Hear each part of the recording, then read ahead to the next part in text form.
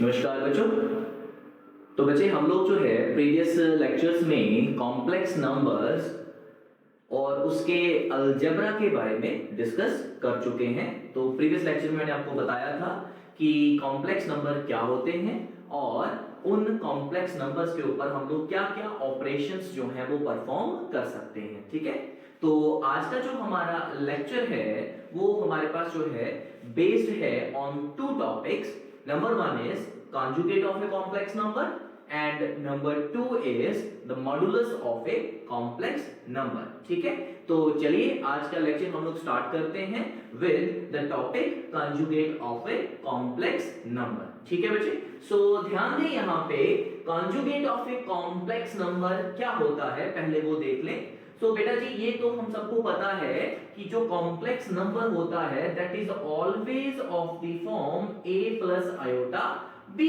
ठीक है जी, कोई भी कॉम्प्लेक्स नंबर जो है वो किस फॉर्म में होता है, a प्लस आयोटा b की फॉर्म में होता है, वेयर a आयोटा जो है दिस इज इमेजिनरी नंबर। ठीक है, सो ध्यान दे बेटा कोई भी अगर आप लोग यहाँ पे कॉम्प्लेक्स नंबर ले लेते हो z is equal to a plus iota b, तो इस कॉम्प्लेक्स नंबर का जो कॉन्जुगेट होगा पहले तो उसको डिनोट करेंगे हम लोग किसके साथ, z के ऊपर बार। ठीक है, किस तरीके से आपने किसी भी कॉम्प्लेक्स नंबर के कॉन्जुगेट को डिनोट करना है, ये मान लीजिए आपके पास एक कॉम्प्लेक्स नंबर आ गया z is equal to a plus b, तो इस कॉम्प्लेक्स नंबर का जो कॉन्जुगेट होगा that will be denoted with z bar. ठीक है, अब ये कॉन्जुगेट हमारे पास होगा क्या, तो सिंपल सी बात है कि किसी भी कॉम्प्लेक्स नंबर का जो कॉन्जुगेट होता है वो हमें मिलता है just by replacing iota with minus iota.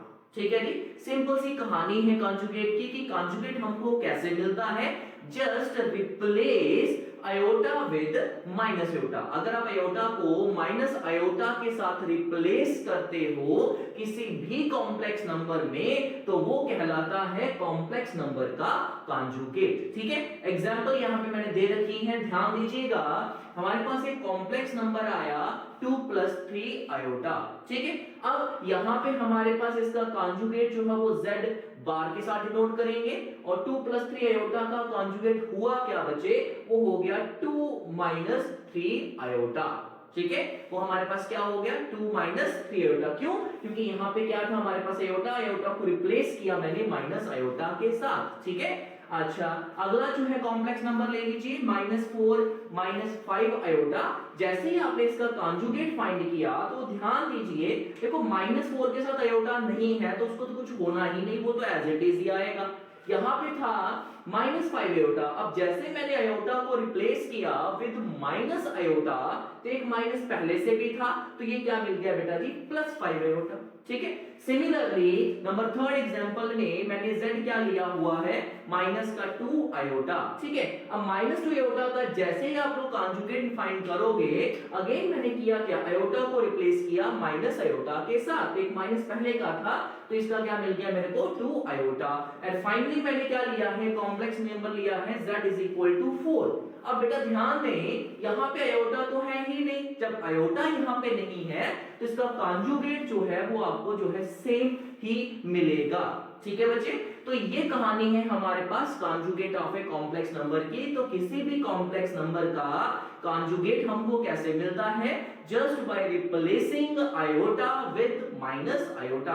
अब डेफिनेशन पे भी जरा मैं आ जाता हूं, जैसे यहाँ पे लिख रखी है conjugate of any complex number z equal to a plus iota b is denoted by z bar। किसके साथ डिनोट करेंगे बच्चों, z बार के साथ डिनोट करेंगे and is defined as, कैसे डिफाइन करेंगे, z conjugate होगा किसके बराबर, that will be a minus iota b। ठीक है, thus the conjugate of any complex number is obtained by replacing, ये है सबसे इंपॉर्टेंट पॉइंट बेटा जी ध्यान दीजिएगा, is obtained by replacing iota with minus iota। अगर आप किसी भी कॉम्प्लेक्स नंबर में आयोटा को माइनस आयोटा के साथ रिप्लेस करते हो तो आपको क्या मिलेगा, conjugate of a complex number. ठीक है बच्चे, क्लियर हो गया सबको? ठीक है, चलिए तो अब हम लोग जो है नेक्स्ट टॉपिक के ऊपर आते हैं, वो है जी आपके पास properties of the conjugate of a complex number. ठीक है, चलिए तो अब हम लोग प्रॉपर्टीज डिस्कस करते हैं। यहाँ पे कुल मिलाकर मैंने 11 प्रॉपर्टीज जो है वो मेंशन करी हैं। पहली प्रॉपर्टी क्या कहती है कि भाई z कंजुगेट का कंजुगेट क्या होगा? z होगा। पहली प्रॉपर्टी क्या कह रही है कि किसी भी कॉम्प्लेक्स नंबर का अगर आप दो बार कंजुगेट करोगे आपको दोबारा से वही कॉम्प्लेक्स नंबर मिल जाएगा। चलिए मैं इसको यहां पे वेरीफाई करके बताता हूं। चलिए मान लीजिए मेरे पास एक कॉम्प्लेक्स नंबर है, let's say z is equal to 3 + 2 iota. तो ये मेरे पास एक कॉम्प्लेक्स नंबर आ गया। अब मैं क्या करता हूं बच्चे, इसका एक कॉन्जुगेट लेता हूं। तो जैसे ही मैंने इस कॉम्प्लेक्स नंबर का कॉन्जुगेट लिया वो क्या मिला मेरे को? 3 - 2 आयोटा। अब इसी कॉम्प्लेक्स नंबर का जब मैं दोबारा से कॉन्जुगेट लूंगा तो बेटा जी देखो, ये आयोटा जैसे रिप्लेस हुआ माइनस आयोटा के साथ, एक माइनस ये भी था, तो क्या मिल गया? Plus iota. सो अल्टीमेटली हमारे पास जो z की वैल्यू है वही वैल्यू किसकी आई बच्चा? z कॉन्जुगेट का कॉन्जुगेट। ठीक है, तो यहां से हमको एक समझ में आता है कि अगर आप किसी भी कॉम्प्लेक्स नंबर का दो बार कॉन्जुगेट करोगे आपको दोबारा से वही कॉम्प्लेक्स नंबर मिल जाएगा। क्लियर हो गया सबको? ठीक है, चलें प्रॉपर्टी नंबर 2, प्रॉपर्टी नंबर 3, 4 और 5, ये प्रॉपर्टी क्या है? इनको हम लोग बोलते हैं डिस्ट्रीब्यूटिव प्रॉपर्टीज। इन प्रॉपर्टीज को क्या बोला जाता है? डिस्ट्रीब्यूटिव। डिस्ट्रीब्यूटिव प्रॉपर्टी से क्या मतलब है? जरा ध्यान दें कि ये सभी की सभी प्रॉपर्टीज क्या कहती हैं। ये प्रॉपर्टीज ये कहती हैं बच्चों कि हमारे पास कॉन्जुगेट जो है वो एडिशन, सब्ट्रैक्शन, मल्टीप्लिकेशन और डिवीजन सबके ऊपर डिस्ट्रीब्यूट हो जाता है। ठीक है, इनको क्या बोलेंगे? डिस्ट्रीब्यूटिव प्रॉपर्टीज बोलेंगे। क्या कहती हैं ये प्रॉपर्टीज? ये प्रॉपर्टीज कहती हैं कि conjugate is distributive over addition, subtraction, multiplication as well as division. ठीक है जी, क्या मतलब हो इसका? इसका मतलब ये कि बच्चों अगर आपके पास कोई दो कॉम्प्लेक्स नंबर हैं z1 और z2, और अगर आप उन कॉम्प्लेक्स नंबर के सम का क्या करते हो?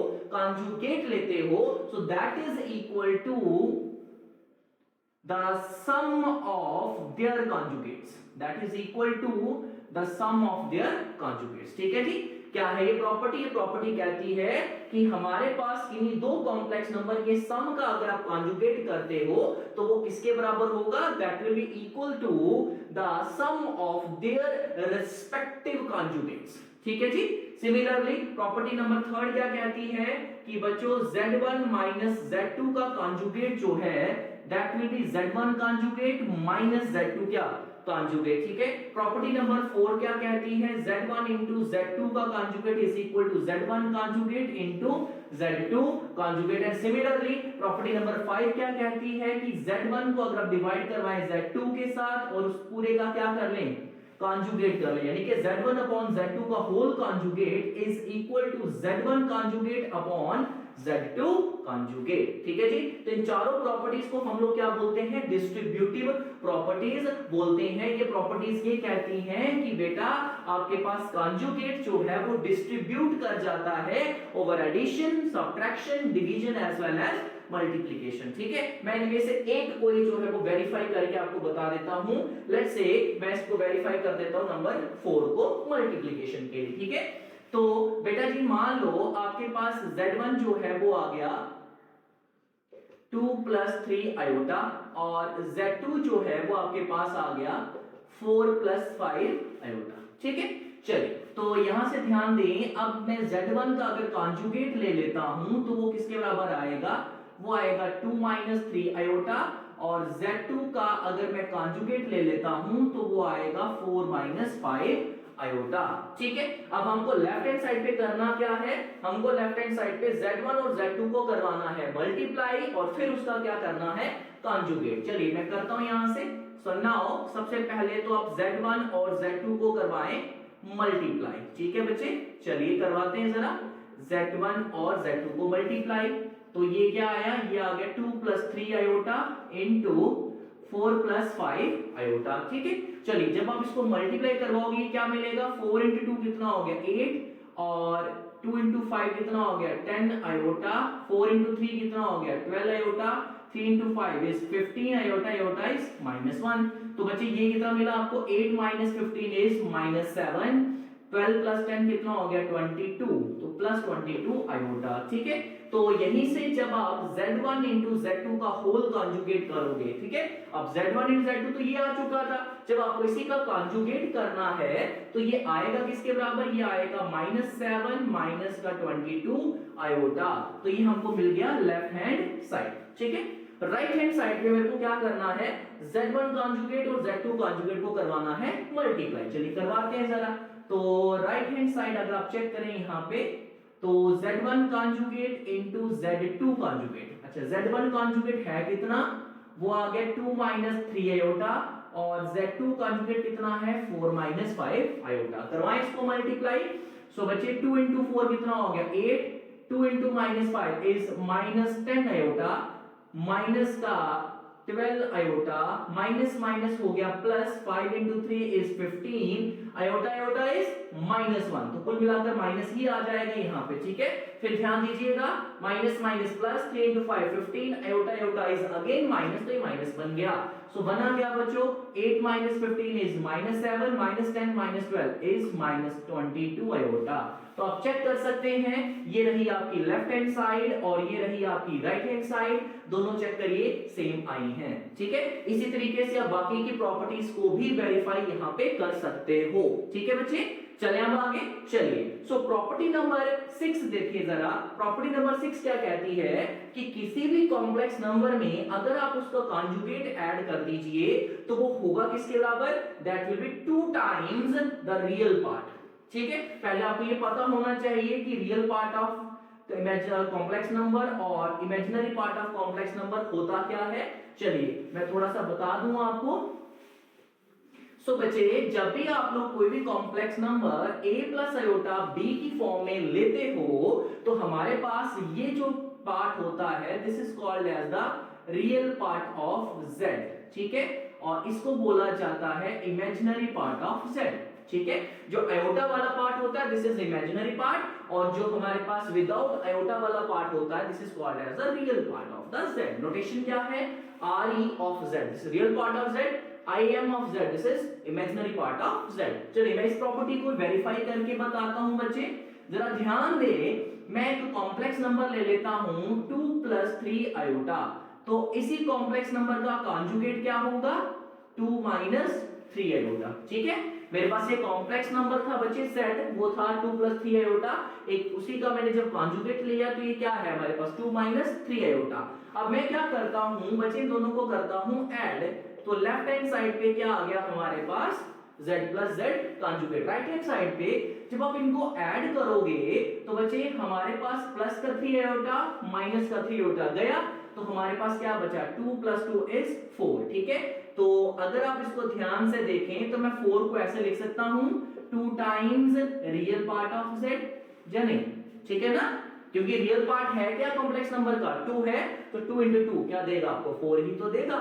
सो अल्टीमेटली कहानी क्या बनी कि किसी भी कॉम्प्लेक्स नंबर में अगर आप उसका कॉन्जुगेट ऐड करोगे तो वो हमेशा आपको क्या देगा 2 times real part of the complex number. ठीक है, सिमिलरली प्रॉपर्टी नंबर 7 क्या है, प्रॉपर्टी नंबर 7 ये कहती है कि अगर आप किसी भी कॉम्प्लेक्स नंबर में से उसका कॉन्जुगेट माइनस करते हो, तो सेम ले लेता हूं बेटा मैं, ये आ गया मेरे पास 2 माइनस 3 आयोटा, तो इनको आपस में करना है माइनस। ठीक है, तो जैसे ही मैंने z में से z कॉन्जुगेट को माइनस किया, अब जरा ध्यान दे, इनको माइनस करना है, तो 2 में से 2 चले गए तो 0 बचा। ठीक है, और यहाँ पे माइनस था तो माइनस माइनस क्या हो जाएगा प्लस, तो ये क्या बना प्लस का 6 आयोटा। सो जरा ध्यान दीजिए z माइनस z कॉन्जुगेट जो है इसको मैं ऐसे लिख लेता हूं 2 आयोटा इंटू 3 बनेगा ना ये। ठीक है, तो यहां से आपके पास z माइनस z कॉन्जुगेट किसके बराबर आ गया 2 आयोटा। 3 कौन था, 3 यहां पे था इमेजिनरी पार्ट, तो आ गया जी आपके पास 2 times iota into imaginary part. So ये प्रॉपर्टी नंबर कौन सी आपकी 7th प्रॉपर्टी है। ये प्रॉपर्टी क्या कहती है कि किसी भी कॉम्प्लेक्स नंबर में से अगर आप उसका कॉन्जुगेट माइनस करोगे तो आपको क्या मिलेगा, तो आपको मिलेगा 2 times of imaginary part of the sorry 2 times iota time 2 into iota times imaginary part of the complex number. ठीक है, चलिए प्रॉपर्टी नंबर 8 देखिए जरा। 8th प्रॉपर्टी क्या कहती है कि अगर आप यहां पे किसी भी कॉम्प्लेक्स नंबर और उसके कॉन्जुगेट को 0 के बराबर ले लेते हो, किसी भी कॉम्प्लेक्स नंबर और उसके कॉन्जुगेट को 0 के बराबर ले लेते हो, सो दैट मींस जो आपके पास एक कॉम्प्लेक्स नंबर होगा वो प्योरली क्या होगा, इमेजिनरी। ठीक है, मैंने इसका प्रूफ भी यहां पे कर रखा है, जरा ध्यान दीजिएगा। इससे पहले भी कुछ प्रूफ मैंने दिए हैं, ठीक है, तो इसका मैंने प्रूफ भी कर रखा है यहां पे। देखो जरा, मैंने एक कॉम्प्लेक्स नंबर ले लिया a प्लस आयोटा b, ठीक है, तो इसी का कॉन्जुगेट क्या आ गया, a माइनस आयोटा b।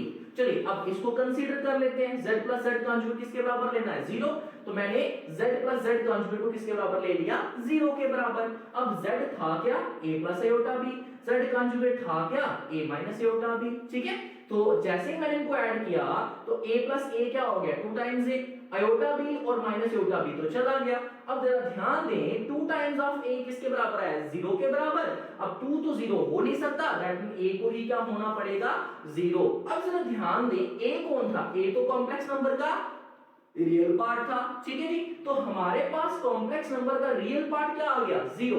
तो ध्यान दें, जब आपके पास किसी भी कॉम्प्लेक्स नंबर का रियल पार्ट अगर क्या आ जाए, 0 आ जाए, मतलब अगर ये 0 है तो आपका कॉम्प्लेक्स नंबर जो है वो क्या होता है, वो प्योरली इमेजिनरी होता है।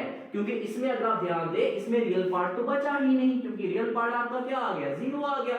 जब रियल पार्ट ही 0 आ गया तो वो तो खत्म हो गया, जैसे खत्म हुआ तो बचा कौन, सिर्फ और सिर्फ इमेजिनरी पार्ट। ठीक है, तो यहीं से प्रॉपर्टी नंबर 8 आती है कि किसी भी कॉम्प्लेक्स नंबर और उसके कॉन्जुगेट का सम अगर किसके बराबर है, 0 के बराबर है, किसी भी कॉम्प्लेक्स नंबर और उसके कॉन्जुगेट का सम अगर क्या है, 0 है, तो दैट मींस वो नंबर आपका प्योरली क्या है, इमेजिनरी। मैं जरा एग्जांपल से भी आपको समझाता हूं। मान लो मेरे पास z जो है वो आ गया 2 + 3 आयोटा, और z कॉन्जुगेट अगर आप लेंगे तो वो क्या बनेगा, 2 - 3 आयोटा। तो बच्चे जैसे ही आप इन दोनों कॉम्प्लेक्स नंबर को ऐड करोगे ना, तो इन कॉम्प्लेक्स नंबर का सम कभी भी 0 नहीं हो सकता, क्योंकि जैसे आप ऐड करोगे तो बच्चे ये और ये कैंसिल हो जाएगा, 2 + 2 क्या देगा, 4, इट कैन नेवर बी 0। तो only condition when your z plus z conjugate is 0 is that your real part should be 0।